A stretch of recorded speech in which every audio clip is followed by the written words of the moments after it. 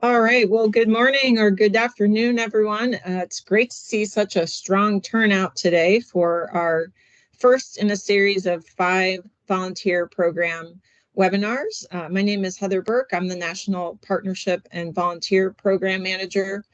And if those of you have sat on these, I do these annually. They're just a refresher if you've heard it before, but I know we have a lot of turnover in our volunteer program management. And so I know there's probably some new faces out there that may not have heard this information, but even if you've heard it before, it's always a good refresher. Just want to remind everyone, we do have a lot of folks on the call, so if you can make sure that you're on mute, that would be great. Feel free to come off mute if you have a question or type a question in the chat. I will be trying to monitor that as I speak. And if I miss it while I'm speaking, I'll definitely make sure to catch your questions at the end. We should have plenty of time. And this is being recorded, so if you want to listen to it later or share it with someone else that you work with, feel free to do so. We will post the webinar recording and the slides on the NRM Gateway.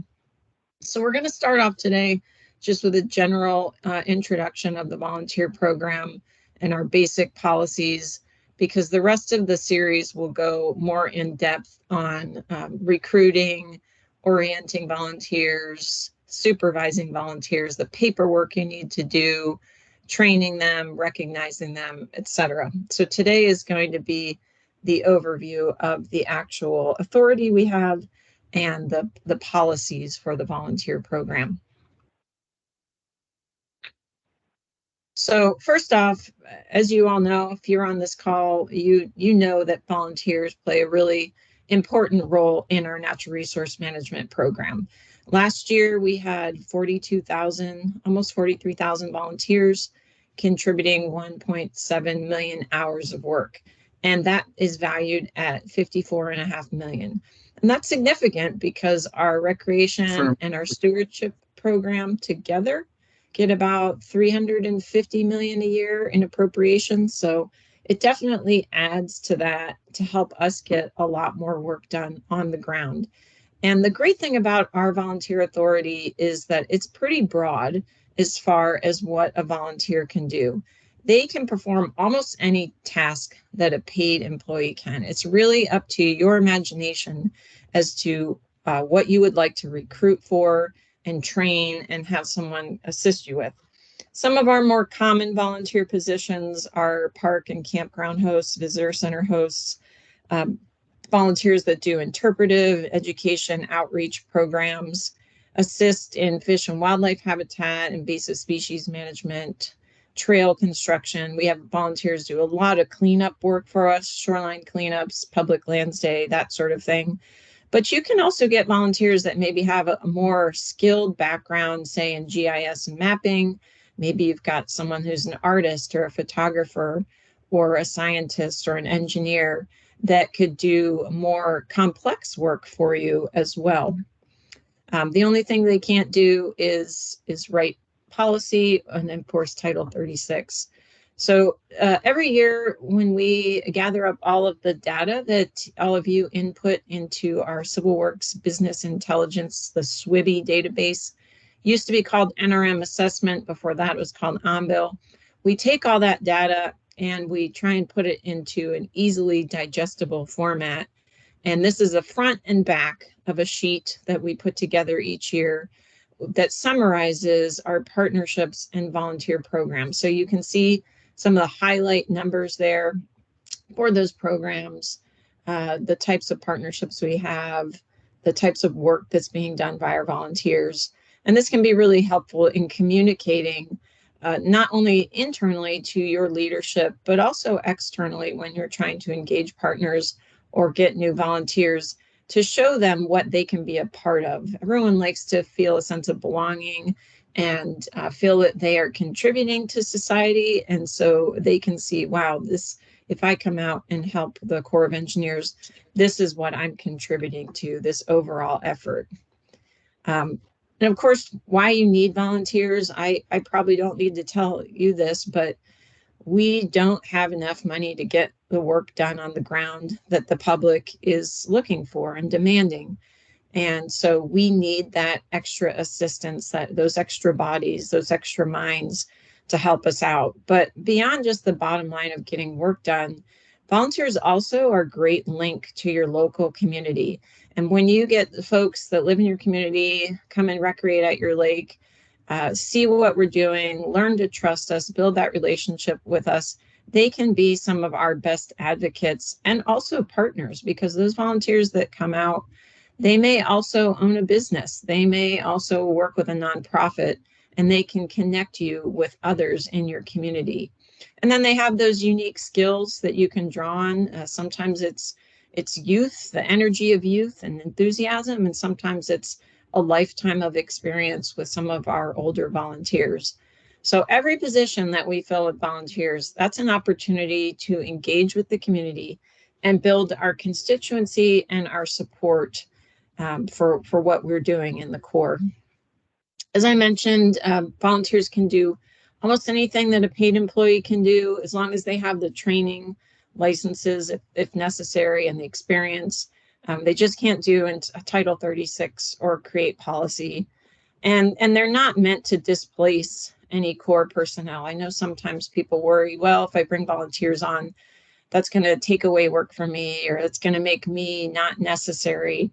But the truth is, we have way more work than we can get done. So it's not like we're going to get rid of Corps employees by bringing volunteers in. We are just supplementing and adding to what we can accomplish. To have a volunteer program, we of course have to have a legal authority. And so that stems back to this public law, 33 USC 569C. And that gave the chief of engineers the authority to accept services of volunteers and to provide for incidental expenses. Those are expenses for uniforms, transportation, lodging, subsistence. And from that law, we then write policy. So we have our engineering regulations and our engineering pamphlets. And initially, our volunteer program policy was in this ER 1130-2-500. But in August of 2016, we actually put out implementation guidance. We got a little expanded authority in the WRDA, Water Resource and Reform and Development Act of 2014. And so that implementation guidance actually superseded the ER and EP. So you should be using the guidance in the 2016 memo instead of what was in the ER and EP. And eventually we will get that implementation guidance into an updated ER, but that process is very long and onerous. It's been, the draft policy has been in our Army General Counsel's office in the Pentagon for a couple of years now. So we will probably do more updates through memo until we can get an actual ER or EP updated. And a perfect example was in March of 2020.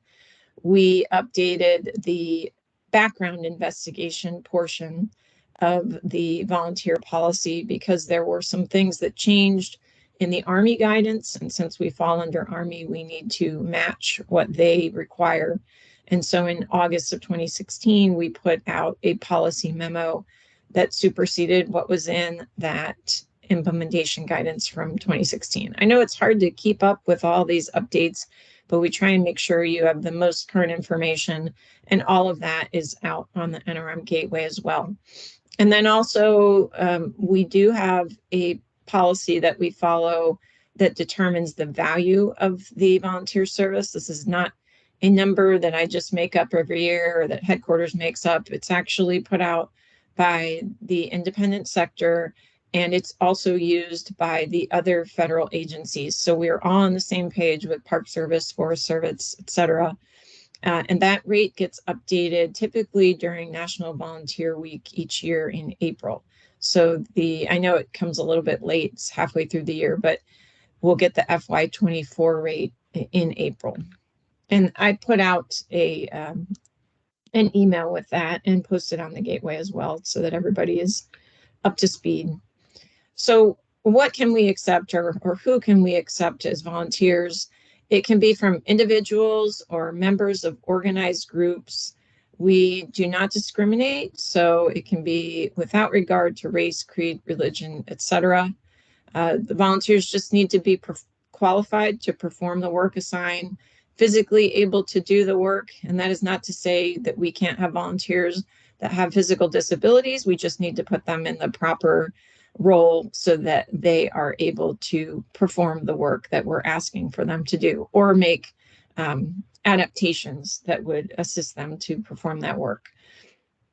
We can accept volunteers from private sector, state or local government agencies who donate their employee services on a short-term basis while paying their employees. So, for instance, you may have a company like REI or Lowe's where that has a company policy where they want their staff to be involved in their communities. And so they will pay them to go do a partial day or a full day of community service somewhere in their area.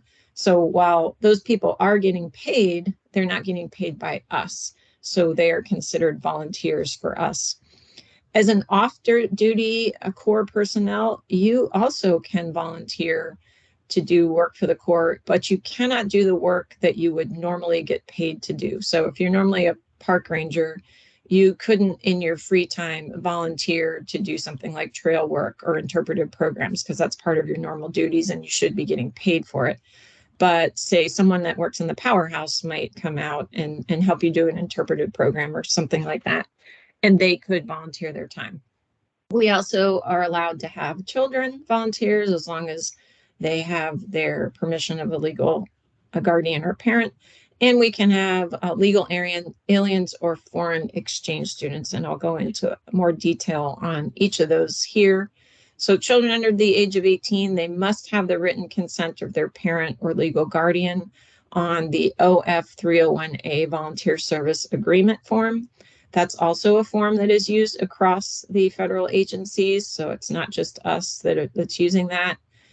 If they're volunteering as part of a group, the leader still must provide separate OF 301A agreements for each child. It used to be that we accepted forms like, say, from the Boy Scouts or a church group, but when we revised our policy in 2016, Army General Counsel ruled that that wasn't sufficient to protect us or for liability. So I know it's a little extra work to get every kid signed up on one of these forms, but we've now been doing it for almost a decade. I think people are kind of used to it by now.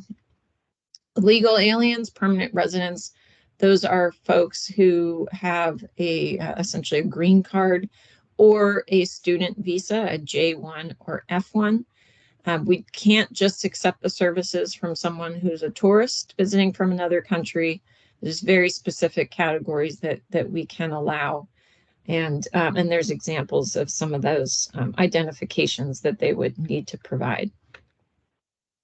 So what are the duties, rights, and responsibilities of volunteers? Well, they can sell permits, they can collect fees, they just need to be properly trained, provided the security awareness briefing. They must sign on their OF 301 that they're accepting that risk and liability of handling funds. They do not need to take fiscal law training. I know that question has come up in the past. Volunteers can also operate government vehicles, vessels, machinery, as long as they have proper training, license, and experience, same as what a Corps employee would go through. And again, that should be stated on their OF 301A if they're going to be operating any of that equipment. And they are liable for damages to the government property if they're found negligent. And that, what that comes down to is legal getting involved in determining if it was the negligence of the volunteer or if it was just, accidents do happen. And just like they happen with employees, and they'll go through an investigation and determine what's needed as follow-up. Volunteers do receive the same benefits and protections as federal employees for compensation and tort claims. So as long as they are acting within the scope of their responsibilities, they are offered this protection. And while they're not typically considered to be part of what's covered in the core for the Employee Assistance Program, or CISM, Critical Incident Stress Management. We do sometimes offer those services as a courtesy, especially if there's an emergency, a traumatic, distressing event that happens during the volunteer duties. I mean, we've had volunteers who've been involved in drowning and recovery, or accidents that happen on the core project, either on duty or off duty. And we can still provide them those services. It's important that we are treating them similar to a core employee, because they can have those same after effects that we would by being involved in one of these incidents.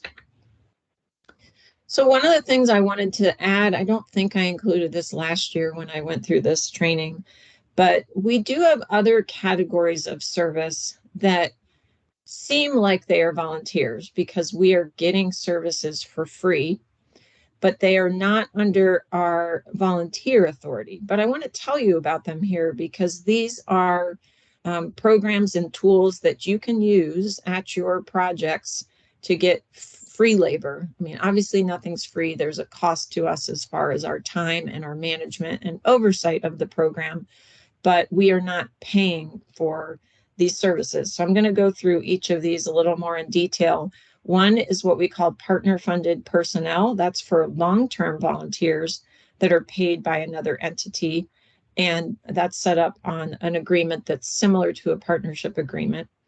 We can accept inmate labor services from federal, state, and local correctional facilities where we get free labor from inmates. We just recently had authority added to get services from military reserve or federally activated National Guard units. And also in limited instances, we can get state activated National Guard units under our contributions authority. So I'm going to go through each of these in a little more in depth, but just the main point is, while it's not accepted under our volunteer authority, that 33 U.S.C. 569C, we have other authorities that allow this same bottom line of getting free labor at a core lake. So the partner-funded personnel it differs than these short-term one-time events where volunteers are being paid for their employee just to come out for a volunteer day. In those instances, we put them on the OF 301A if they're just coming out for that short term. But if we have non-federal, public, and private entities that are paying for their personnel's labor for a long term with us, then we sign them up on a partner-funded personnel agreement. And that's actually under our challenge partnership authority. So there's paperwork. I've just did screen capture these, but these are all in the gateway at that link that I put there.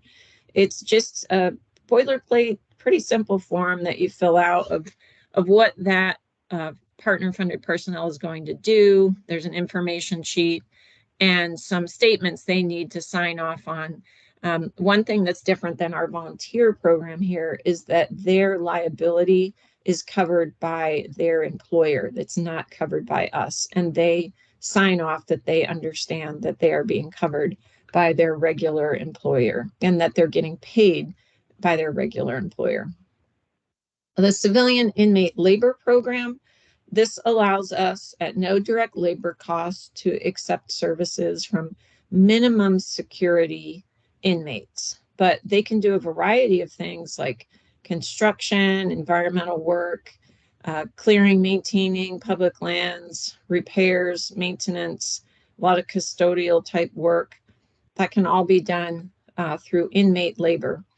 And we do have an approved inmate labor plan for all core projects. It lays out the policy, procedures, responsibilities.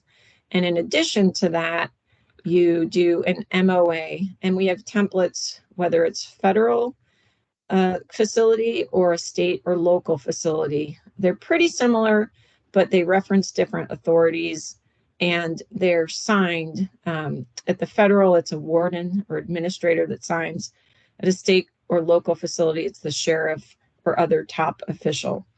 And again, those templates are on the gateway for your use to work with your local corrections facilities. A couple key provisions: only minimum security inmates allowed, so it's nonviolent crimes. It is no direct labor cost expense to USACE other than just our costs for program administration or any equipment, materials, supplies that we provide. Key points, because I know this has come up in a couple of places that wanted to work with inmates, but they will not operate our core vehicles, unlike our volunteers, our regular volunteers that can. We cannot transport them. The corrections facility must transport the inmates. And I know that that's been a roadblock at some locations, but that is an absolute. Office of Counsel will not budge on this. We are not transporting inmates. And we also will not guard, control, or discipline them. There must be supervision provided by the corrections facility.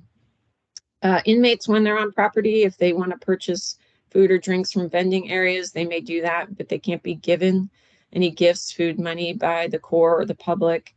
And as much as we can, we try and limit their work to areas that's not currently occupied by the visiting public, but that's not always possible. But we do try and keep the inmates out of super busy recreation areas on a summer weekend kind of thing. Couple of questions I get asked is if community service workers who have court-ordered service, but they're not incarcerated, are they considered part of this program? The answer is no to that. If they are living on their own and they just have court-ordered service, we would sign them up as a regular volunteer. We would not sign them up through this inmate labor program and an MOA. If they are work released, they're incarcerated in the evenings, but released without supervision during the daytime, would that be included? Yes, but we would need to get a deviation from our Director of Civil Works to the MOA because they're unsupervised. So we'd have to do a little more work to make that happen. And then just to reiterate, can we even pay the corrections facility to transport the inmates? So we're not actually transporting them, but we're paying, and no, the corrections facility must pay for that transport. So our newest authority we have for free service on the ground is from WRDA, Water Resource Development Act 2022. And that allows us to work with reserve components of the armed forces in carrying out military training activities on core projects. So they can do something that benefits them, but it also benefits us. And I've got examples on another slide. But just so you know what reserve components are, those are all the Air Force, Army, Coast Guard, Marine, Navy Reserve, and the Air and Army National Guards if they are in a federally activated status. And you can read through the policy on what all that means. If they are a state activated National Guard, you can extend their service under our contributions program, not under this authority. And I say all this so that you know there's multiple ways to skin a cat. We can get services from different groups. We just have to know what the legal authority is that allows us to do it so that we make sure we follow the proper procedures related to that authority. But the great thing about this program, it gives training to the military units, helps with their readiness. And we have land and water that they may not have that they could train on. There's that interaction between the uniformed service members and civilians. It may help those uniformed members transition in the future into civilian workforce. And it accomplishes our goals. We get things done that maybe are unfunded or are backlog maintenance items. So it helps us with our maintenance projects that don't get enough funding. So these are examples here of what has been done in the past under this program and just what you may want to think about. Heavy equipment training that they can do, road resurfacing, design, construction of all these different facilities here, plus more, disaster response, boundary and monument surveys, aerial inspections. We've had dive teams do underwater inspections. In addition to construction, they can do demolition. Maybe you have facilities that need to be torn down, and they can do that. Flood debris removal, prescribed fire firefighting, plumbing, electrical, etc. These are examples that have actually been done at core projects, but the sky's the limit. You have very skilled labor coming out of these reserve units. And in this case, we have an Armed Forces Reserve Component Training Agreement that would be signed, and there's different approval levels of who needs to sign that in the Corps, and that's laid out in the policy. And basically, it's anything that we would have approved in our OMPs or master plans they could assist us with.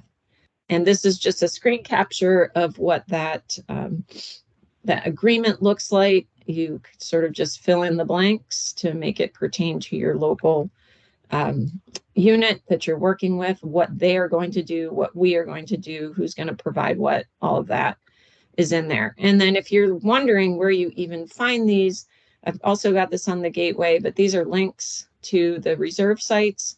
So you could reach out. It's also great to get your colonels involved in this because they love anytime we're supporting the military. They usually want to know what's going on, and they can often help you in that outreach to communicate this opportunity with your local units.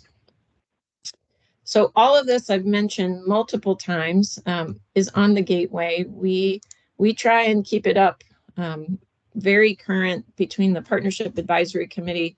We're constantly updating these pages and adding new information. So please use this. There's the partnership page, and then volunteer program is part of that. And then all of these other authorities that I just mentioned that provide free labor are also scattered around the Gateway. So with that, I think that is my last slide. Oh, nope. I just want to let you know of the other upcoming webinars that are part of this series. So the next one will be on the 2nd, and that will go into volunteer job design, recruitment, and selection. And following that, we'll go into in-processing and paperwork. The 4th webinar will be about orientation, training, supervision, and incidental expenses and reimbursements. And then the final webinar will be on volunteer evaluations and awards and entering your data in SWIBI, because it's very important that you've done all this work, that you make sure you're capturing it and you're getting credit for it, because we want to be able to tell that story of all that's being done on the ground. And then I also just want to put a plug out there, since we're a couple months away, but National Volunteer Week is usually the 3rd week of April. And that's a great week to do a variety of things, maybe some service projects, maybe some recognition, giving awards, writing up articles, putting things on social media. It's a great time to highlight your volunteers. So this webinar has been recorded. The slides and the recording will be on the Gateway Partnerships and Volunteer Training pages, so you can refer back to it. And with that, that is my final slide. I'd like to open it up for any questions, and feel free to either take yourself off mute or type something in the chat.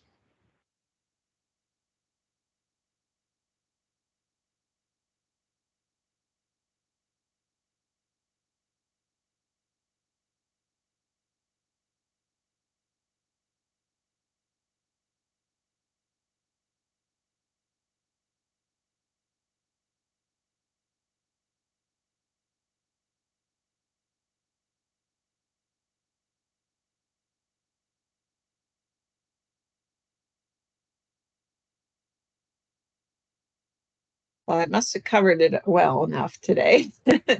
I'm not hearing any questions, and I'm not seeing anything in the chat. Let me make sure there wasn't anything earlier. Nope. Okay.